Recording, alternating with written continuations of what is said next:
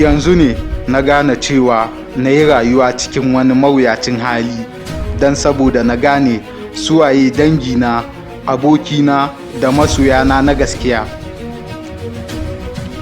Na ci gaba ne a yanzu sabida a baya ni ba kowa ba ne. Ina murmushi ne a yanzu sabida a baya na kasance ina cikin wani mawuyacin hali, ban magana. Na riga da na gane masoyana na gaskiya tun lokacin da na shiga cikin wani mawuyacin hali. Ina ji a zuciya kuma ina magana da idanuwa kuma ina ganewa da lokaci.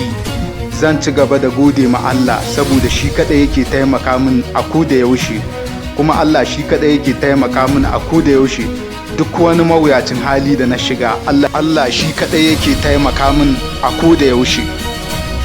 Zan ci gaba da gode ma Allah saboda shi kaɗai yake taimaka min a koda yaushe.